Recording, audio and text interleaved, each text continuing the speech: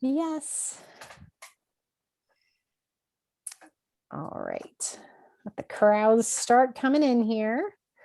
Give everybody some time to get connected. There's always that lovely pause between when we are live and when folks can all hear us, so we don't say anything super important because we don't want you to miss anything important or feel like you are.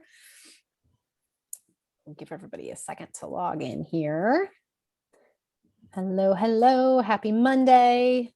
It's been kind of a Monday-ish Monday though, right? Kind of gray, at least here by us. I don't know about you, Wendy, but like there's sunshine now. Finally, so it's actually out. Yeah, but it was just kind of gray. Not as cool though. Saturday was gross. Yeah, it wasn't that cool, but it was still a little bit muggy. Oh, yeah. Yeah. I was outside Saturday at a garage sale. So that was not as much fun. But I promise this is just small talk. It's not going to set the tone for the evening. I just want everybody to feel like they're connected and ready to go before we get started here. But folks are joining. We are getting messages. Hello, everybody. Yay. Hello. Hi, everybody. Erica and Robbie and John. I haven't seen John in forever. It's good to see your name. All right. Well, good evening, everybody. We'll go ahead and get started. My name is Ginny, and I am with Anderson's Bookshop, and I'm so happy to welcome you to this Anderson's Bookshop virtual author event tonight with the one and only our local hometown favorite, Mary Kubica, in conversation with Wendy Walker. This is going to be really fun. We're very glad to have all of you with us and joining us tonight virtually. Thanks for taking the time to keep your eyes on another screen. I know we're all zoomed out in a ton of different ways, but I promise this is going to be an hour of really great conversation, talking books and all kinds of things. We really appreciate it. For those of you who aren't familiar with us, Anderson's is a local independent bookstore. We've been run and owned by the Anderson family going on 6 generations, and we are very proud to be part of our communities and to support such great authors. I remember, Mary, when you came in with your first book, and now we are so thrilled to be able to be the original launch event. The book's birthday hasn't even happened. It's tomorrow. So you guys are getting a sneak peek of her next fantastic book. And we're so grateful to Wendy Walker for joining us as well. I do want to say, normally, of course, we'd be having this in person. We'd almost hoped that could happen this time around for Mary, but just not quite. We're getting there. We are so close. Normally we do over 400 in-person events a year. Can't wait till we get back to that. But in the meantime, we are trying to keep ourselves and everybody busy with some great virtual events. Just a couple of things coming up. I was just telling these lovely ladies that it's a huge week, but things going on. Andrew McCarthy is tomorrow. Yes, that Andrew McCarthy. If you are of a certain age and you were alive in the 80s, that Andrew McCarthy, Stacey Abrams, Samantha Silva, Mary Dixie Carter, some great writing coming up. Please check out andersonsbookshop.com and join us for your next event. But tonight we are so happy to be celebrating the birthday book eve of Local Woman Missing, which is the next one by Mary, who of course is the New York Times and USA Today bestselling author of The Good Girl and the Other Misses. She has a Bachelor of Arts degree from Miami University in Oxford, Ohio, in history and American literature. And she lives, of course, outside Chicago here with us in the Andersons zone with her family. She enjoys photography, gardening, and caring for the animals at the local shelter. I can attest she is at that shelter all the time. I don't know how you don't have 500 animals at your house. Right, but you're braver than me. And our moderator this evening, Wendy Walker, is the best-selling author of 5 thrillers, including All Is Not Forgotten, Don't Look for Me, and Hold Your Breath, with rights sold in 23 foreign languages, as well as options for film and television. So we should talk about that with both of you as well. Prior to writing, she worked as a family lawyer and an investment banker. That's an interesting background for what you write, Wendy. I love it. She's a busy mom of 3 sons, and she's always busy working on her next book. She is joining us from Connecticut. Welcome to both of you. Thank you so much for being with us today. Thank you so much for having me. So excited to be here. Yes. All right. Well, I'm going to let you two chat. If you have questions as we go along, those of us who are joining us, go ahead and drop them in the Q&A and we'll get to those in a little bit. Great. Take it away, ladies. Ginny. All right. I am so thrilled to be talking with Mary about Local Woman Missing. I'm a huge fan.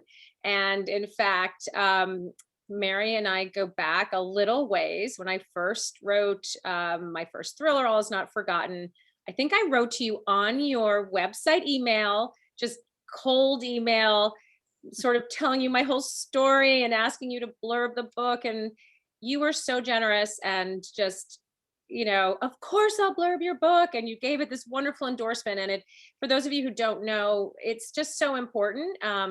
When you're launching a book to have endorsements, and unless you're at Mary's stage where, her track record speaks for herself, but she's an incredibly kind and generous author, woman, person, mother, animal lover, and it is my absolute honor and pleasure to now be able to interview her about this incredible book. So I want to set the stage. I know a lot of you here are fans of Mary's books, and if you haven't read the other misses, then you need to go back and read that and then the rest of her backlist, because every book is so different, so unique, but there's a signature Mary Kubica like element to it, and it is the way that she pulls together her storytelling with different narrators and different voices and different strands, and it always leads to a page turning suspenseful experience. So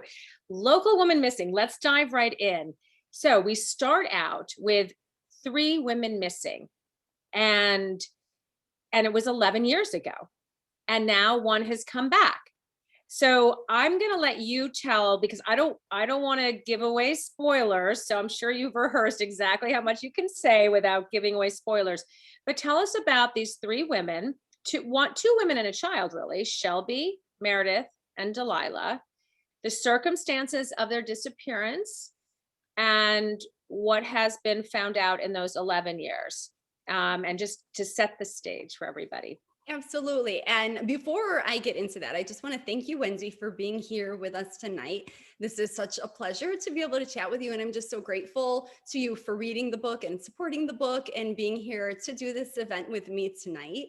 And you talked about that day that you emailed me on my website about All Is Not Forgotten. And honestly, I remember that day. Like, I remember where I was sitting in my home when I got that email, and I had already heard so much buzz about All Is Not Forgotten. So when that email popped up and in my inbox, I was like, yes, I was so excited. I could not wait to read that book.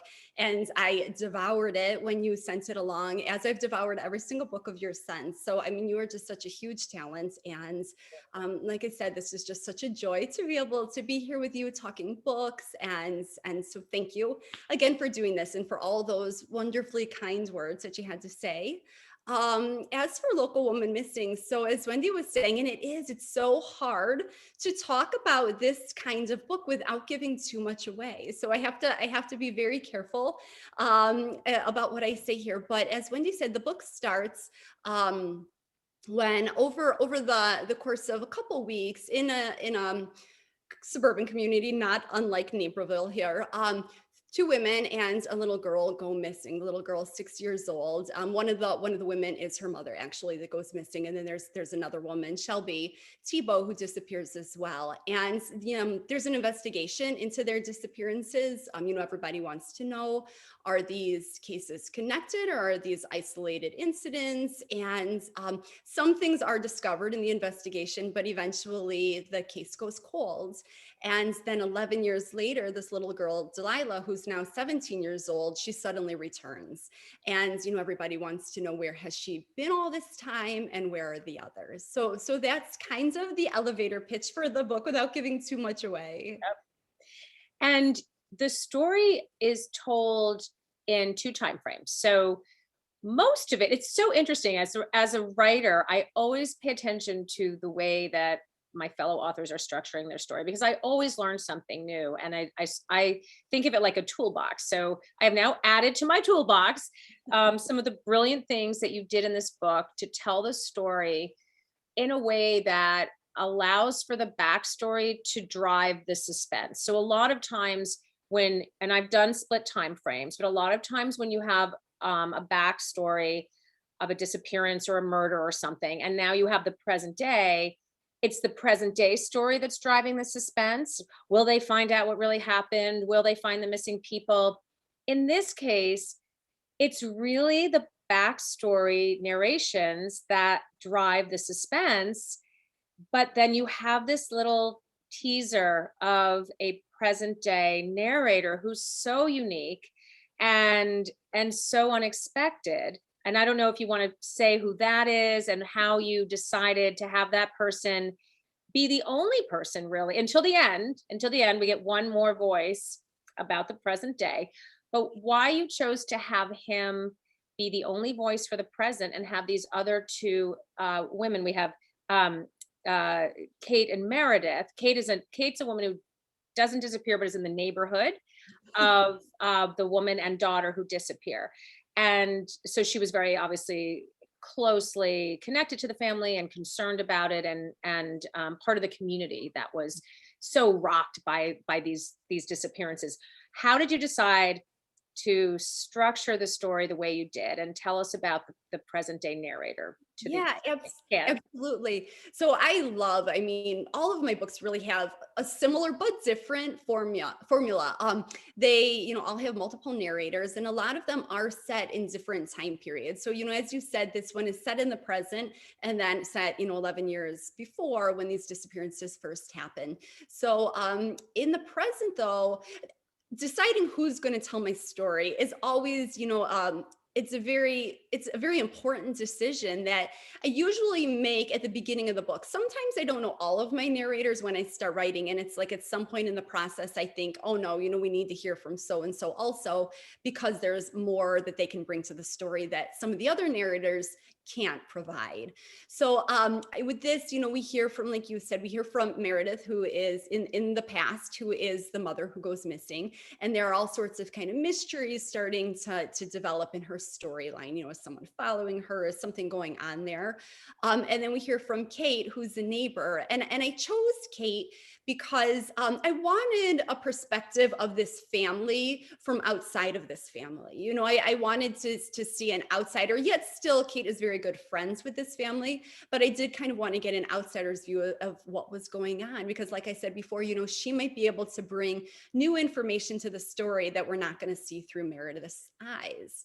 And then in the present, the story is told from Leo, who is who's the brother and the son of the missing mother and daughter. And his story was really important to me because 11 years prior, when everybody else goes missing, he's 4 years old, and we hear about Leo through Kate and through Meredith, but he's a little boy, and so we get kind of this one perspective that then when we see him again, he's a teenager, and his sister that he literally has no memory of because he was 4 when she disappeared, she's back, and she's coming back into their home, and she's 17 years old, and she's very traumatized from this horrible experience that she's been through. And, so he just provides this totally different, very personal take on that, and on this mystery. And he's a little resentful of her because his whole life is kind of, he's played second fiddle to the missing sister, and he's a little resentful of that. And now that she's back, and yes, he's happy that she's back, but with her comes this whole media story. And again, he's living in the shadows of his sister. And so there's a lot of feelings there. So that was, I think his was the last perspective that I decided on using. The others to me felt, I think that they were like sure from the beginning, as soon as I kind of put this story together, I knew that I wanted to hear from Kate and Meredith. But with Leo, I kind of started to write and I realized, no, I need that really personal perspective, especially here in the present. I need a narrator who's going to be able to tell the reader what is happening in that house when Delilah comes home. Yeah, and he really provides the bits and pieces of information that the reader needs to know, because when you're in the past, you know that things have obviously been discovered and evidence has been found, and you need somebody to reflect that and tell the reader that information. And I love that you then have the insider in the family who's now old enough to not remember what happened, but certainly to know every detail about what happened, because he's been living and breathing it since he was 4 years old. Every step of the investigation, all of the news. And even if he was too young at the time to absorb it, certainly when he got older, wanting to know, it's so primal, wanting to know what happened to your mother and to your sister. And then you have your father, who's of course always wanting, to grapple with that. And so it made perfect sense to have him do it. And I loved how you wrote him in second person. So he's sort of speaking to his sister. And it just breaks up the other first person narrations where you're so inside the head of the characters. Yeah. So I absolutely love that. So there are really, let's see, there's really three family units, right, involved in this story: Kate's, Meredith's, and Shelby's. Yes. And I don't want to give too much away, but throughout, the discovery of what happened to these three missing women, and two women and the little girl, you drop a lot. I mean, lots of sort of jaw-dropping disclosures throughout about the ways these families were interconnected. So tell everybody about the families and each character in the family, and sort of how you came to shape those characters in a way that would allow you to have those disclosures, discoveries, and twists throughout the book. Yeah, so I'm not a plotter. So, I would love to say that all of this is just really well thought out in advance, but usually I'm kind of winging it, and my characters do these things or make these discoveries that a lot of times, until I write it on the page, I didn't know that it was going to happen, which is one of the things that I love so much about not being a plotter, because my characters surprise me, and the storyline takes these twists that I, didn't really see coming, as is the case of Shelby, who's one of the women who is missing. And, I never actually envisioned that there were going to be three missing people in this story. And when Meredith and her daughter Delilah go missing, as a suspense writer, I'm kind of always in the back of my head, this sounds terrible, but I'm thinking, how can I make this situation worse for these people? So I thought, well, what if, 2 weeks prior, somebody else had gone missing? And so now we don't just have these random isolated people missing. Now there's this fear that there's like a serial kidnapper out there, that there's, that there are really bad things happening in this neighborhood. And so it just kind of, upped the ante a little bit, and, hopefully added to the tension. So, and it wasn't by mistake, but it was random. I was writing one day and, oh, Meredith and Delilah are missing. Oh, remember, there was that missing woman a couple weeks ago. And so it sort of happened like that. But Shelby is a new mother. She has a new baby at home and a husband who, there are some issues there. And I'll leave it at that. You can, as you read the book, you can get more into it, but there's definitely some marital conflicts going on there. So they're one of our families. And then there's the neighbor, Kate, and her partner, B.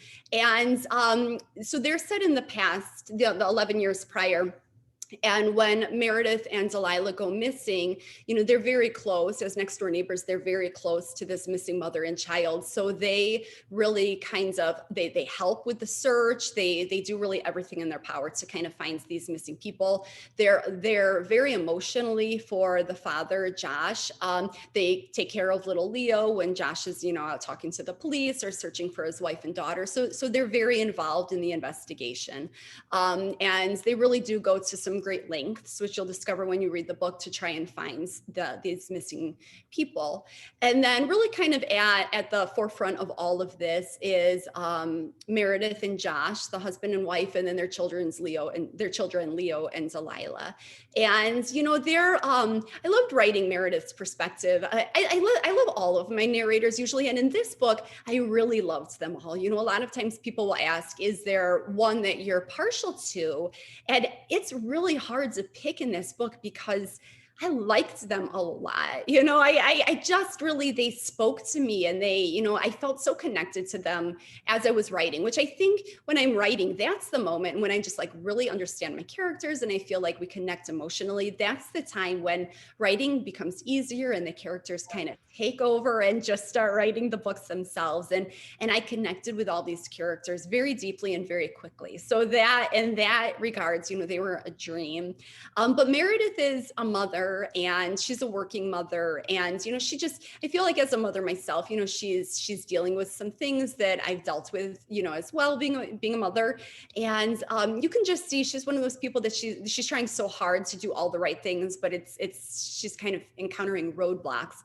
But then she does start to have some trouble in her professional life. And then there's kind of this fear that maybe somebody is after her. And so that kind of is what starts, in the past, where we start to wonder, was somebody coming after Meredith, and that's what's happened, and how might this be connected to what happened to Shelby and Delilah? Right, because now there are these, if it's specific to Meredith, then how is Shelby connected, and why the daughter? And so it really does set it up to allow for all of these possibilities, which is what you need, of course, for a great suspense story. So what was the motivating sort of impulse for this book? And I know we've spoken before in a different interview about some of the themes you wanted to explore that gave you the initial spark for this book. So what can you tell readers about that?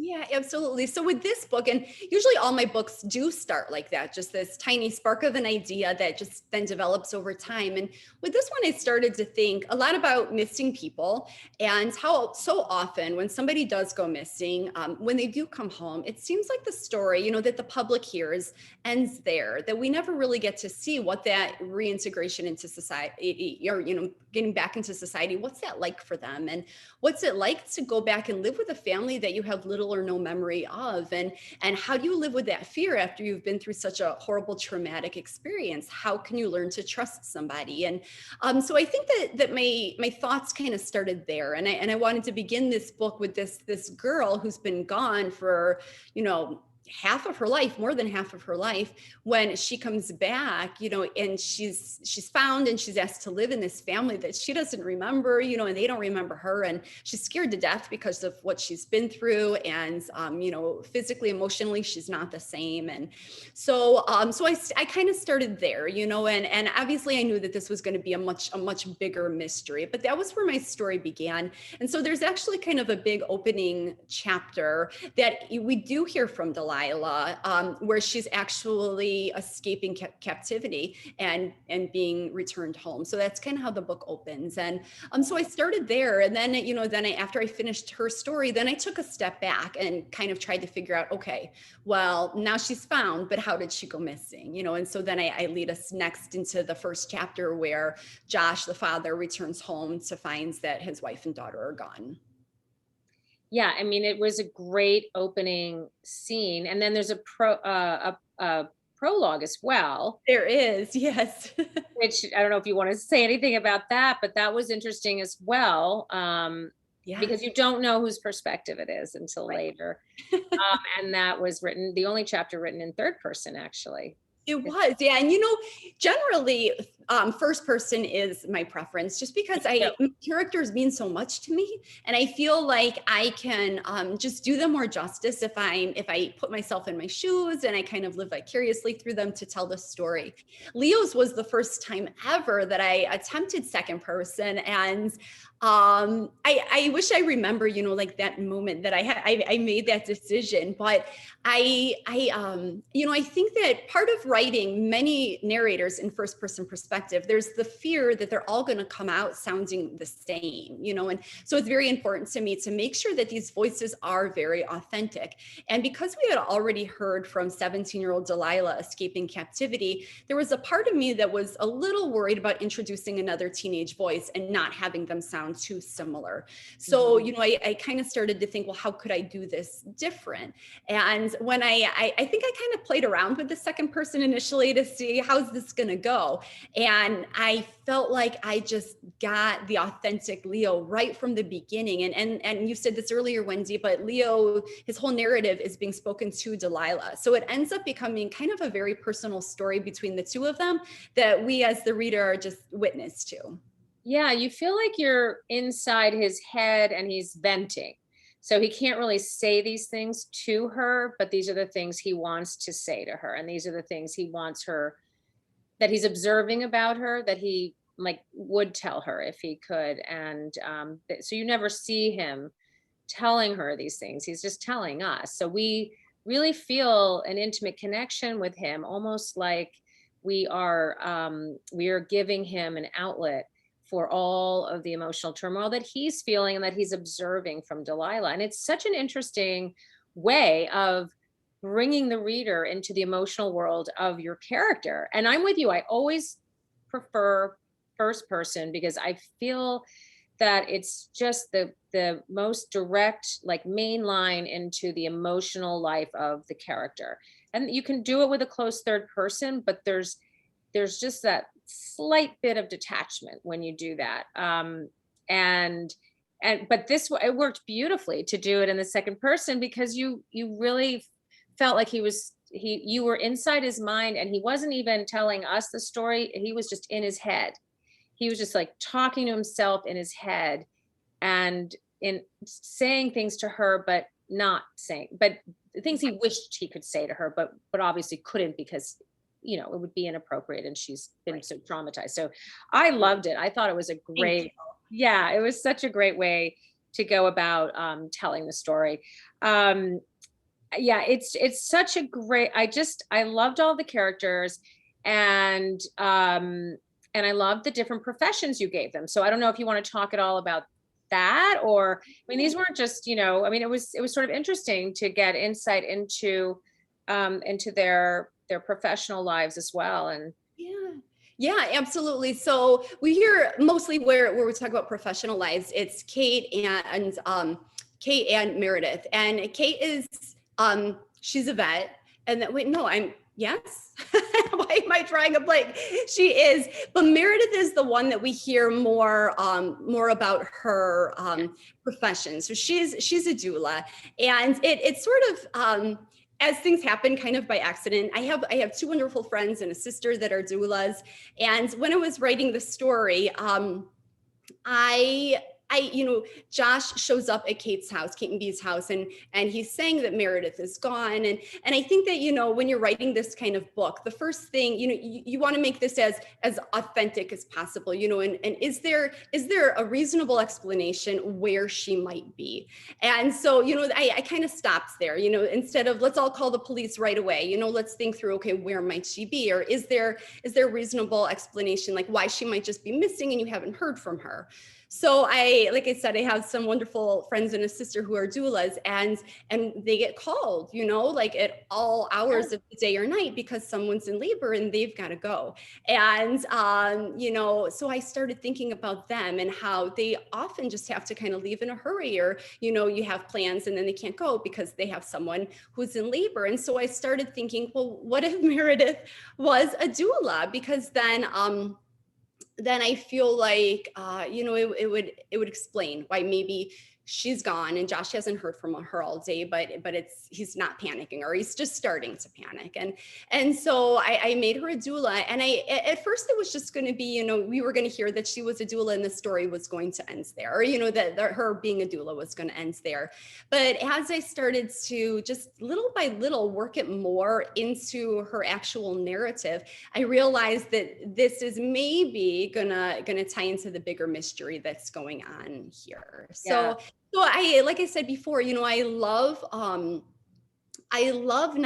not plotting, not knowing where the story is going to go, because they take these totally unexpected turns, and that I feel like really do enrich the characters' backstories, their lives, and the story as a whole. It's so interesting. We always have this conversation about being a plotter or a non-plotter, or pantser, which means to fly by the seat of your pants. And I'm a plotter, and we've had this discussion. And I think what's interesting is that that happens to me as well. And then I'll have to go back and I'll have to change my outline going forward because of whatever inspiration I've gotten from my characters as I've been writing according to my outline. And I imagine as you're going along and you get an inspiration, then you then have to probably go back and like change some of the threads to conform with this new direction that you're going in. But I think whether you're a plotter or a pantser, that always happens. And whether you have to rewrite your outline going forward or rewrite the past, you end up really you get these moments of inspiration from your characters, and it's always a mystery where it comes from in my mind, and I'm sure it's the same for you. Like, is it some article that you read or some show you saw, or like you said, your relatives and stories they've told that they just come from somewhere in your memory bank? and your experiences, and they find their way like into the heads of your characters and then onto the page as you're typing. It's Right. very disconcerting sometimes. It can really mess up my outline because I'm a plotter. So it is. Well, and I fully agree though with what you say, you know, how like the smallest change can unravel so much and you have no idea. And, you know, so when you're looking, especially I feel like during the revision stage, you know, when you're going through and you have this like 350-page document and all of a sudden, you know, you change, which just seems so insignificant. And then you have to go back and think, oh my gosh, no, I just unraveled all these other things. And so I feel like when it gets to the final stages of revisions, I am reading that manuscript again and again and again, because it's of course not the kind of thing that you can just do like control finds, you know, on your right, document. exactly. Oh my gosh. Next to. Yes, 100%. So I want to switch gears a little bit because I'm sure a lot of people watching know your story, but a lot are probably new to your story. And both of us really, we didn't come to writing from getting an MFA or from any sort of formal training. We both had other careers. So tell people your story. Tell them how you became an author and what book is this? Is this 8? This is number 7. 7. Okay. So book number 7. And, you know, New York Times bestsellers. You know, tell readers how you came to be a writer, what you did before and your journey, because I know it's a different story for every single writer. And I find every one of the stories fascinating. I do. I too love hearing how writers got into it because I agree it's different for everybody. But so I was a high school history teacher first, and I loved to write for forever. I mean, I think since I was maybe 10 years old, I loved to write. It was one of those things that I did after school, just whenever I had some free time on the weekends, I was always writing. But I was always very private about my writing. You know, I didn't think it was anything that I'd want, you know, on the store shelf at Anderson's Bookshop for other people to read. It was something that, you know, I wrote for myself. But I always knew that I wanted to be a teacher. So I taught high school history for a number of years. And then when my daughter was born back in 2005, I left my teaching career to raise her and simultaneously started working on The Good Girl, which was my first published book. And when I began it, it was just like, you know, anything that I had written in the maybe 20 years before that time. But I just quickly fell in love with that book in a way that I had never loved anything before that I had written. And, you know, at some point I just felt like I had to finish this book. And then when I did, it took 5 years to write it. But when I did finish it, it was the first thing that I felt ready to try and put out there and try and publish. You know, I was finally ready for somebody else to read my work. And I wrote the book totally in secrecy. So nobody even knew that it existed. Nobody knew I was working on it. I had nobody proofread it, nothing. And I didn't know, you know, how, I didn't know what the next steps were. I didn't even know how to go about getting my book published. So I did a lot of research online. I got the Writer's Market book that lists literary agents and how to go about contacting them.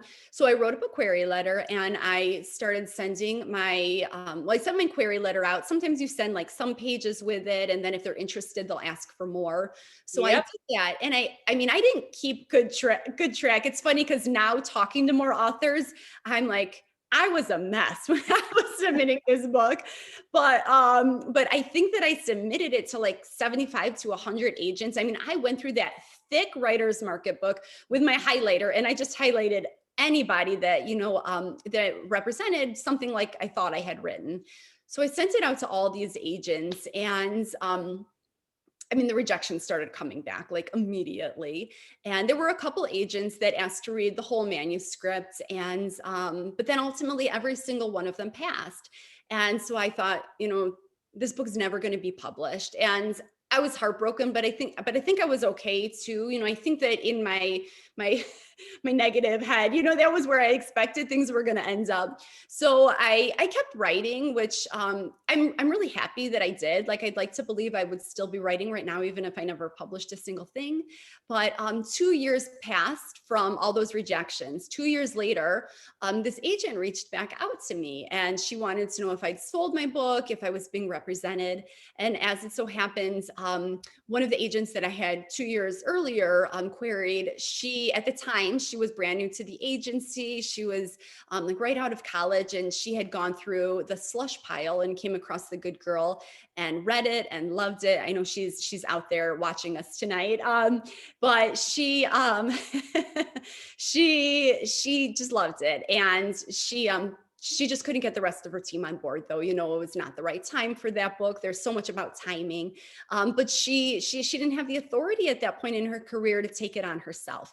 So she passed on her team's behalf. But I do remember it was like the best rejection letter of all the very many rejection letters that I received. It was the kindest and most thoughtful. So within those next 2 years, though, she was promoted to an agent. She wasn't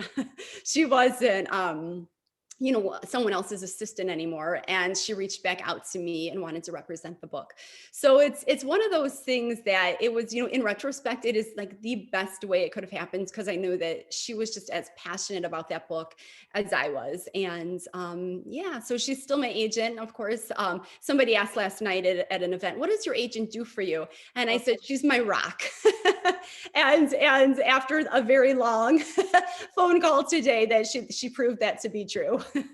Yeah, it's so for, I'm sure a lot of people watching maybe who are too young to know what the world looked like when you were doing that. And I did the exact same thing a little bit before you, but the exact same thing. I wrote in secret, and I had never really written because I don't know, I just hadn't, but I loved storytelling. I loved thinking about stories. I used to binge watch soap operas. I loved drama and stories.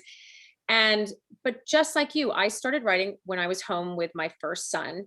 And just like you, I felt unworthy of telling anyone that I was writing, because I felt like a fraud.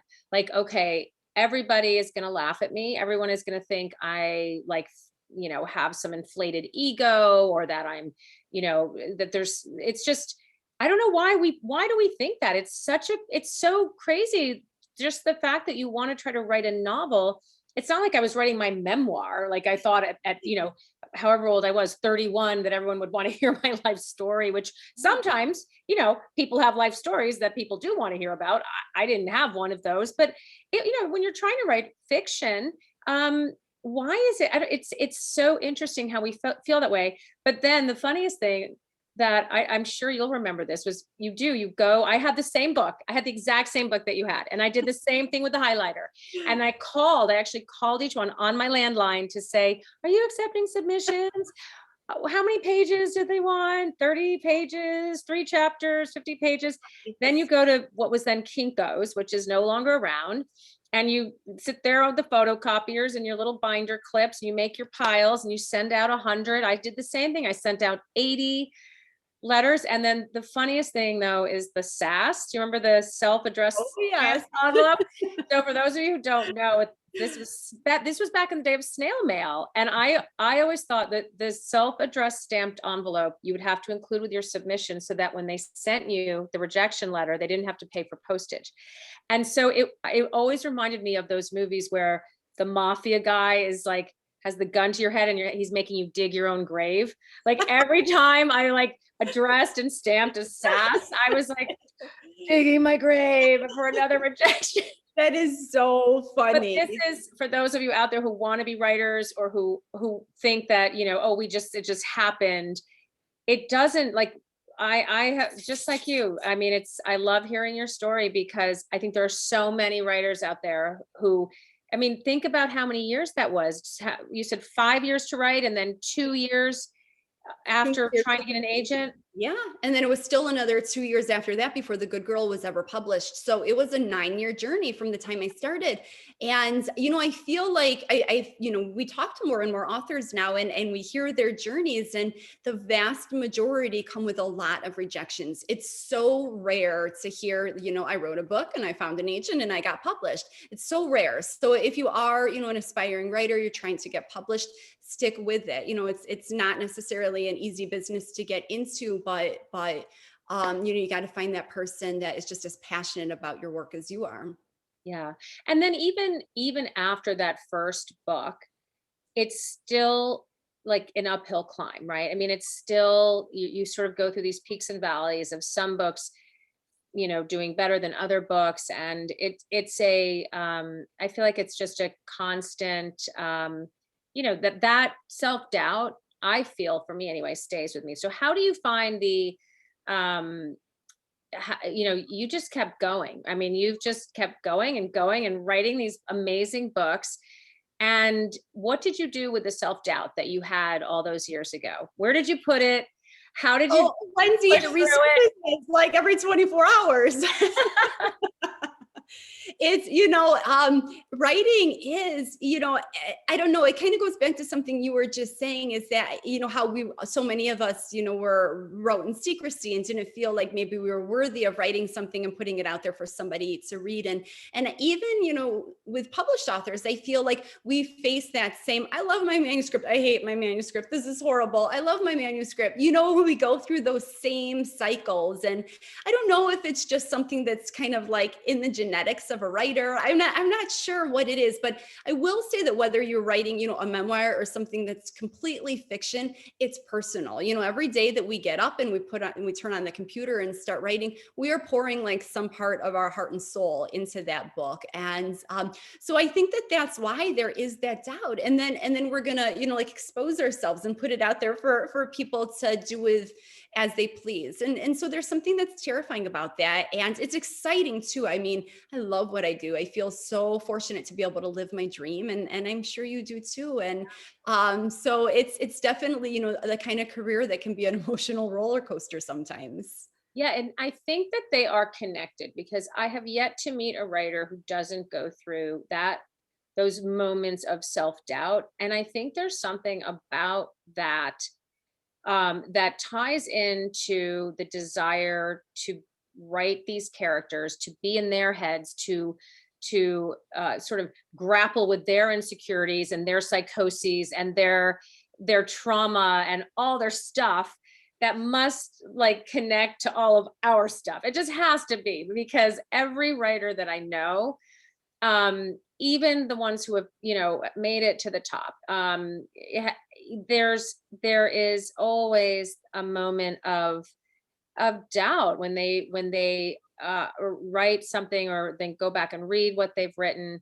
And I have to say, it's been the best thing about our genre, and I can't speak to the other genres, but the best part about being in the thriller suspense community is that we are so honest about these things, and that when we are able to get together or Zoom or whatever, everybody is honest about it. And so we can lean on each other and share these experiences and be honest with our readers, so they can really see what goes into our book. So when people are reading Local Woman Missing and reading these characters and reading about Meredith and reading about Shelby and reading about Delilah and being in Leo's head, that they know there is a huge piece of you in all of those characters, and that it took like a monumental amount of like strength and perseverance to expose yourself that way and to give that gift to your readers.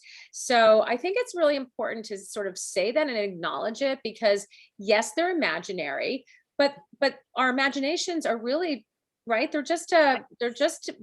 they're part of our brain, which is fed from our experiences and our thoughts and our feelings. So they're not completely isolated from who we are. Right. I completely agree. You just like hit it spot on. I just, and like you said, they're imaginary, but I feel like those emotions and the connection we have to our characters is so real. And I think that it's incredibly important that we do, because otherwise we would be writing very flat characters that a reader could not connect with. And so for us to have that emotional attachment to them, to the manuscript, I think that that's how we can get the story across that much stronger. Yeah, and then it comes across as genuine. So every time I read one of your books, there's something about it that I know it's your book. And even though the characters are different, but I just know it's your book. I can see pieces of you because I've read them all. So now I can see the threads, the strands, and it's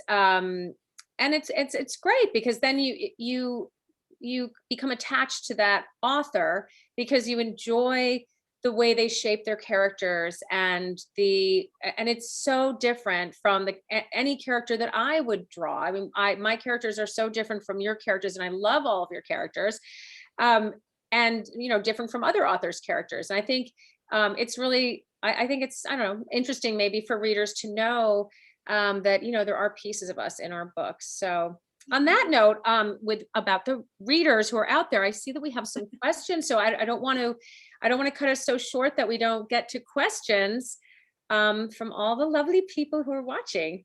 Yes, we do have some questions. Thank you both. That was really great. Not a question, but I do want to share this wonderful note from Angelina in the chat, who says, thank you for not giving up. Just so much of my adult life is about reading to be in another world, my safety and my calm in the storms in life. So she happens to be in education. So obviously this year, more so than others, I would imagine, but absolutely, that resonates so much with, I think, many people. So thank you for that. But I wanted to share that with you both as well. Okay. A question for Mary. When writing a story split in time, do you write each time period separately or bounce back and forth between timelines? Yeah, so I actually write each narrative separately. So I'll start with one of my narrators and tell his or her story in its entirety, and then go back and start over with another narrator. And that way I can keep their voices totally unique. I don't think that if I was, bopping from Kate to Meredith to Leo, I feel like it would just all start to sound the same. So this way I can just focus on one character voice and one timeline, one plot, and just fully develop that. That's not to say that when I get to the ends of this manuscript and kind of put it all together, that it doesn't require a lot of edits, but at least in the drafting stage, that's how I tackle it.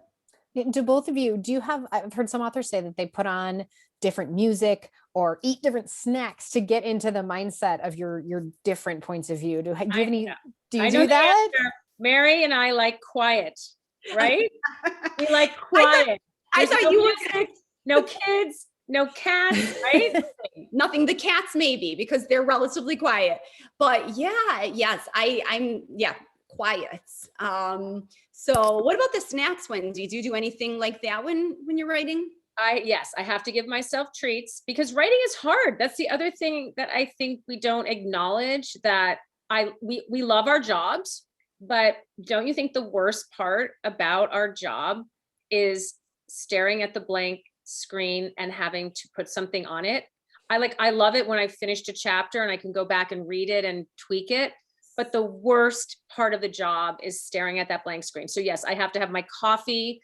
I actually write in a my feet have to be up. So I'm like sort of pretending I'm not working. And then I'll have little bits of chocolate or snacks and coffee and pretending that I'm not working. How about you?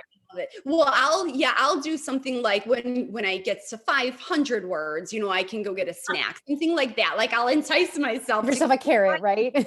Yeah. Yes. Well, I think that's amazing. That. I would totally get the things mixed up, I think, unless I was like be in a separate room or something for each character's voice that I was using, but obviously you are the expert, so you don't need quite as much as I would. What are you both reading right now? Yeah. What are you reading, Wendy? Oh my gosh. Okay. So I'm actually, what am I reading? Oh, I do know what I'm reading. I am reading Hostage, Claire McKintock, because I'm interviewing her later this summer. I've read like 6 thrillers in the last 2 weeks because I'm doing a lot of interviews, which I love doing. So I feel like every time the phone rings, you're like on edge. Like what? No, I love reading all those thrillers. And I love it. I love it. I love it. I love talking to authors about their books, and it gives me an excuse to read their books. And then I also get advanced copies. So that's the other perk. That is. So I'm reading Hostage, and I'm only a few chapters in, but it's great. I mean, it's a sort of closed or locked door mystery, but on an airplane, on a 22-hour flight from London to Sydney. So it's kind of a cool, variation of the locked door mystery. How about you, Mary? I love that. And I love Claire McIntosh. So I have no doubt in my mind that that's going to be a fabulous book. So I just finished Lisa Barr's Woman on Fire, which I get, a number of books to blurb. So I feel like whenever I'm talking about what I'm reading, it's not out until January of 2020. So I apologize, but I feel your pain. It's fabulous. And then I do a lot of audiobooks too. And I don't know if anybody knows, but I get my audiobooks through Libro FM, which is a way that you can support indie bookstores while listening to audiobooks. So I highly recommend that if you don't know Libro FM, check it out. But I just recently finished listening to The Four Winds by Kristen Hanna. I love her. If I'm not reading psychological suspense, then I'm usually reading historical fiction, and that one's fabulous. Awesome. See, this is why your local authors will give you all of our love because you do all of our advertising for us. Thank you for the Libro FM. I was going to jump in and say that, but absolutely, I'm with experts. Who needs that? Okay. All right. Let's see. Let me get that. Okay. A question was geared for Mary, but I'm going to ask both of you. Do you think you will include the pandemic in any future books? What do you think, Wendy? No. Absolutely not. No. Hell no. Am I allowed to say that? No. Yes, you are. I will not, because this is why if it was integral to the plot, but it won't be in any of my books, because I don't write like you. I write more, close-knit psychological thrillers. I don't write big conspiracy thrillers, but I just feel like, why am I going to throw in? First of all, I don't like adding a lot of description to my book. I like to stay in the heads of the characters and about the evidence. And why am I going to describe walking down the street with a mask on? Like, it just, to me, that brings everybody back to a bad place. It brings everybody back to a time that's gone. So unless I was writing about that time for, in like a conspiracy plot, like about vaccines or something, I don't know. I don't want to even go near it. I want to write about people meeting in bars, and I don't know. For me, it's a no, hard no. Yeah. How about you? Okay. It's a hard no. It's okay if you do. Yeah, no, I agree. I agree. Like, every author should do what they want to do, but it's a hard no for me too. And I don't know. I mean, I think that it would be like plot wise a little limiting, if we're supposed to be quarantining and things like that, where are you going to interact with, where are all these interactions going to take place? So there would be some issues there. Although I do think the masks and not being able to fully see people could add to the suspense.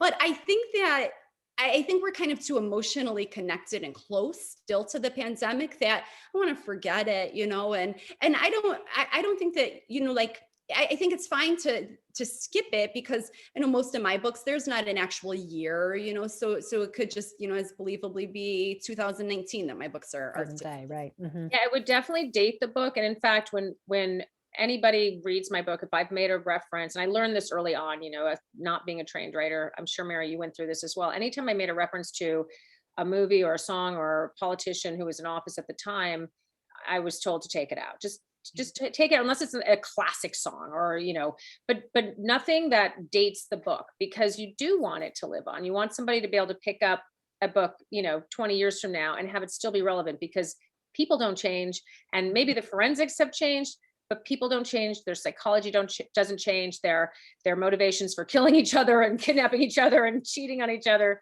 those don't change. Right. So yeah, same. I think that's another good point. And anything that the mask provides for, like hiding from a security camera, then you can just have a hoodie or something. You don't need to have it be a pandemic mask. So I'm with you 100%. Yeah.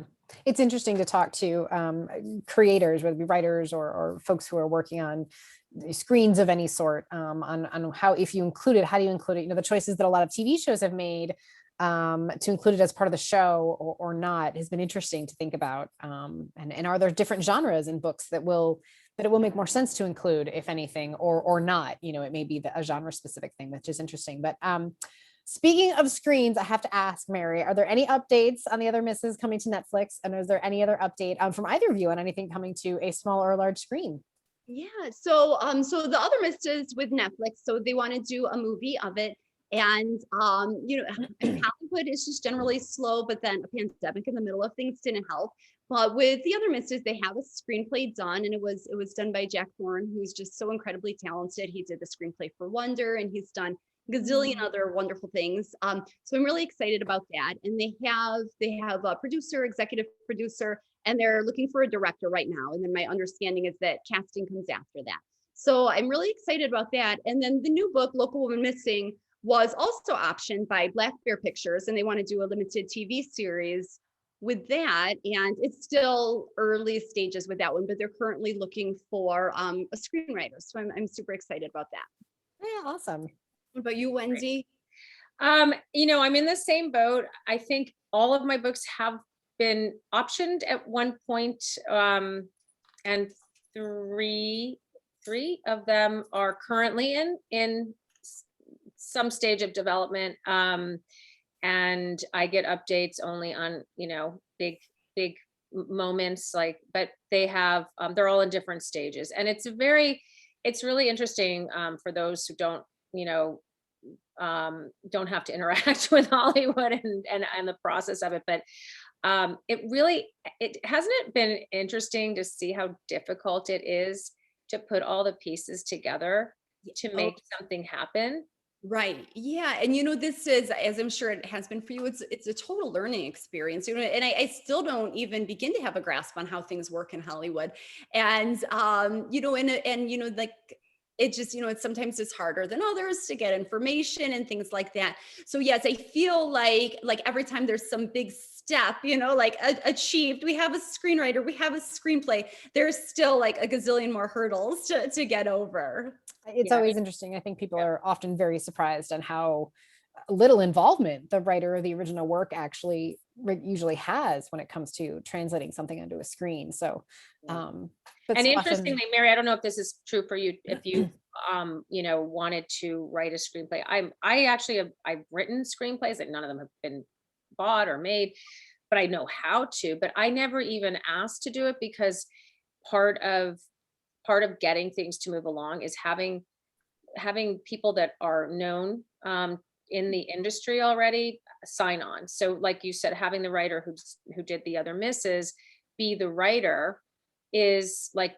such a key part, right, to having that project move forward. Whereas, so it's my hat is off to authors who sort of take the reins and say, I know I can write this screenplay, and it might slow the project down, but once I've done it once I've proven that I can do it, and then I will be a known, sort of entity in that world. But taking that first step and saying, I'm willing to maybe sacrifice this project to try to write the screenplay is never something I've chosen to do. I don't know, did it cross your mind, Mary? Or it didn't, and I don't know how to write a screenplay, to be honest. And, so I feel like that's the kind of thing that somebody who's a professional, somebody who knows what they're doing should do. And I'll keep writing books. And same with audiobooks. Don't you think people ask you if you narrate your own books? They do. And if anybody heard me read, like the opening chapter of Local Woman Missing aloud right here, nobody would ever ask me to do an audiobook. It is incredible. I was able to interview one of the performers for one of my novels, Therese Plummer, who's brilliant. And it is a whole world. It's a whole profession that most people don't even know exists, but they are trained. There are very specific skills, and some of them are quite famous within their industry. And it's a whole other thing. So that's the other thing, is that we never narrate our books. All right. I want to end. This is a really fun question. So you both have to be honest. Have you ever totally geeked out when meeting a fellow author?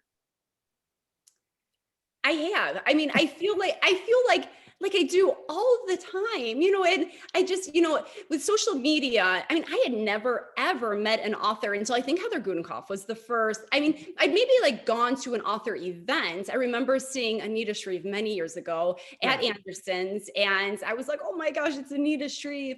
But I think the first author that, I really had dinner with and talked to was Heather Gudenkauf. And she had already blurbed The Good Girl, but The Good Girl wasn't out yet, and it was one of these, we were some conference, pre-pub conference. Yep. And I just was like, oh my gosh, I see her from across the hotel lobby. And I'm like, there's Heather Gudenkauf. And I was just so excited, and I think that I didn't know what to expect from authors before I got into this business and got to know them. And I thought that it would be a lot more cutthroat. I thought that, there would be a lot more competition, and it's not that way. I mean, almost every author that I've met is so incredibly supportive, and it's just been amazing, I found. And so I connect with so many authors on social media, and then when we do have the opportunity to finally meet in person, I totally geek out. Yeah, it's yeah, same here. I met Karen Slaughter for the first time after, and she had blurbed All Is Not Forgotten, and I was brand new. I didn't know any authors in the thriller space. I mean, this is terrible to say, but I didn't know who she was. And they told me she was blurbing the book, and I had to look her up because I never read in the genre before I wrote in the genre. And when I was at a festival that she was at, and I like snuck up when the crowd was gone. I was like, "Hi, I'm Wendy Walker. You blurbed All's Not Forgotten." And she was lovely, but I was terrified because I hadn't had any exposure to other authors, and I really didn't know that they were friendly and they were supportive and that they'd been where we were and they understand. But you feel like a 45-year-old schoolgirl or something. It's really. I will say that witnessing all of those interactions is amazing. And Mary, you're right. I mean, authors are just some of the most amazing people. And I'm not just saying that because you're the two on the screen in front of me, but that, I mean, having witnessed many an author event at the bookstore, just authors meeting each other is always a very special moment, especially when it's the first time, or when it's somebody who's all good friends, but they don't live nearby. And so they're like in person for the first time, or for the first time in a while. Honestly, it's one of the things I'm really looking forward to once we are able to safely resume in-person events, because just to be able to be in the bookstore with readers and authors is going to be wonderful. But authors then being back with each other again is a really fun thing. There's more than one author romance that has happened at at author gatherings. The author Jenny Lee actually met her husband at an Anderson's event. So it's really fun to see the interactions and how those all work. So that was a fun question. Thank you for ending that for us. But we are at about our hour time. So I want to kind of wrap it all up, but I want to thank both of you so much for joining us. And Mary, I know you stopped in the bookstore today, so there are signed copies of the book. I have mine, everybody. This is yay. If I was in the bookstore at my desk, I would have one too. So thank you, Mary, for stopping by and signing all of those. So if you have not yet picked up your signed copy, I will drop that link. Actually, I'm not gonna put it in the chat, but you will get an email from me tomorrow through Event Combo that will let you know how you can get a copy if you don't already, or if you've already placed your order. Thank you so much for that. Again, it means so much to us, and those will be ready for you starting tomorrow, and we'll ship those out too if you are not nearby to us. And Wendy, we can't wait to see what next is coming from you. What is the next thing we have to look forward to? Oh, well, so the next thing is actually going to be an Audible original called American Girl. And we chose to go with Audible because I'm able to write it in a really unique format, which has about 5 or 6 scripted scenes that will have multiple performers and just dialogue. Oh, okay. And it's a neurodiverse teenage girl. So she's much more innocent and lighthearted than many of my other narrators. So it has a different feel. And I think it's just going to be amazing to see it in a format that's written specifically for audio. And Awesome. From there, I will likely revise it for print and whatnot, but that's the next thing that's up, and hopefully it'll be out, next fall or winter. Okay. And Mary, I mean, I don't want to overlook that the new book isn't even out as of this moment, will be tomorrow, but do you have anything else on the horizon that you can share with us at this point too? I'm writing. Yay! slowly. And it's been a little more difficult during the pandemic with family home. And like Wendy and I were saying earlier, there's not as much silence, right? Right. But I'm working. It took me kind of a little bit longer than usual to find my footing, but I'm like maybe a third of the way into a rough draft of a manuscript. And I feel like I'm really kind of like, hitting that spot where I'm getting these characters and feeling a lot more comfortable in the manuscript. So I'm exciting, and I'm excited and enjoying writing it. And and thank you, Ginny and Anderson, so much for having us here tonight. This has been such a treat. Yes. And Wendy, for the really incredible questions and for joining me. And for everybody out there, thank you so much for tuning in tonight and listening to Wendy and me. Well, I think if Robbie is your agent, Robbie says in parentheses, it's really good, Mary. So no pressure though. We've just told everybody about it. It's okay. Great. Well, Mary, congratulations again on the launch of another great book. We're so happy for you. And Wendy, thank you for joining us. Thank you Local for having Woman me. Missing. Yes, can't wait to see both of you in person at some point. I hope everybody go out there, get your vaccines, stay safe, and happy reading. All right, bye everybody. Good night. Good night.